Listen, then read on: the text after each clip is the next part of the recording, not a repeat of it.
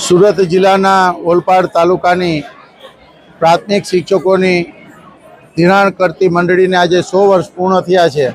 એની ઉજવણી માટે માનનીય પૂર્વ મંત્રીશ્રી અને ધારાસભ્યશ્રીના અધ્યક્ષસ્થાને આ કાર્યક્રમ ઉજવી અને શિક્ષકોને દરેક સભાસદોને 1500નું એક કૂપન વાઉચર તરીકે ખરીદી કરવા માટે પ્રોત્સાહિત કરવા માટે મંડળી દ્વારા કાર્ય કરવામાં આવેલું છે।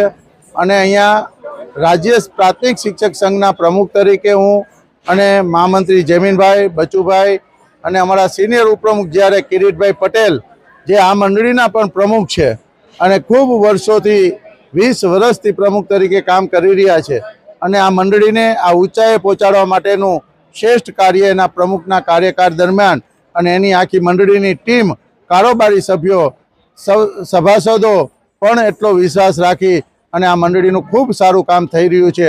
આજે એને 100 વર્ષ આપણે જોયું છે કે આઝાદી પહેલાંની મંડળીઓ હોય એ ખૂબ ઓછી મંડળી હોય, એમાંની આ એક મંડળી છે।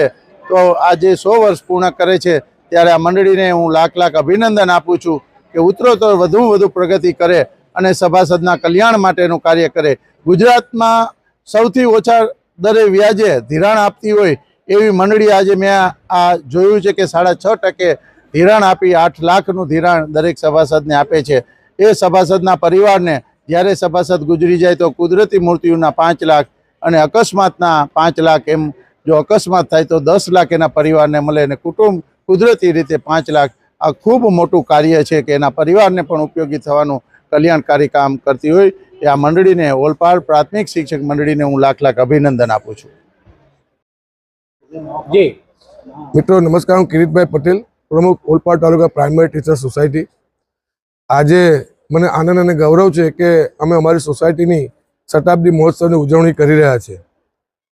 1925માં આ સોસાયટીની સ્થાપના કરવામાં આવી હતી। 100 વર્ષ પહેલાં અમારા વડવા શિક્ષકોએ આ સોસાયટીની સ્થાપના આઝાદી પહેલાં કરેલી અને આજે એને 100 વર્ષ પૂરા થયા છે। ત્યારે એ તમામ શિક્ષકોને પણ યાદ કરે કે જેમણે આ સોસાયટી સ્થાપવામાં સિંહ ફાળો આપેલો હતો।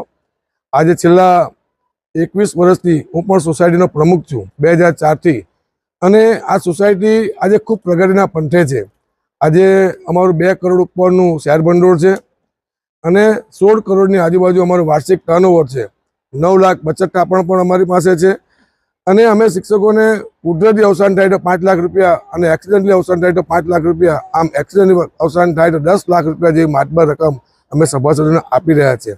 અમારા 610 સભાસદો છે, એને અમે ઘઉં, ચોખા, તેલ, જુવાર આવું અનાજ લેવા માટે પણ 1 લાખ રૂપિયાનું ઇન્ડેટ પણ અમે કેશમાં જ અમે આપીએ છીએ, જેથી કરીને અમને જે લેવું હોય તે લઈ શકે। આમ અમારી સોસાયટી હંમેશા પારદર્શકતાને અનુવરેલી સંસ્થા છે અને અહીંયા આખો વહીવટ પણ અમે આરટીજીએસથી જ કરીએ છીએ, કોઈ કેશને કે ચેકથી અમારો વ્યવહાર પણ નથી। એટલે જ્યારે આજે શતાબ્દી મહોત્સવ ઉજવી રહ્યા છે ત્યારે આ શતાબ્દી મહોત્સવમાં અમને પ્રોત્સાહિત કરવા માટે માનનીય ધારાસભ્ય શ્રી મુકેશભાઈ પટેલ સાહેબ, ડિસ્ટ્રિક્ટ બેંકના ચેરમેન ભરવનભાઈ, મનોહરભાઈ, અમારા રાજ્ય સંઘના પ્રમુખ દિગ્વિજયસિંહભાઈ અને જમીનભાઈ મહામંત્રી અને જે સભાસદ મિત્રો પણ અહીંયા હાજર રહ્યા છે। અમારા તાલુકા પંચાયતના પ્રમુખશ્રી પણ હાજર રહ્યા, અમારા જિલ્લા પ્રાથમિક શિક્ષણ અધિકારી પણ હાજર રહ્યા।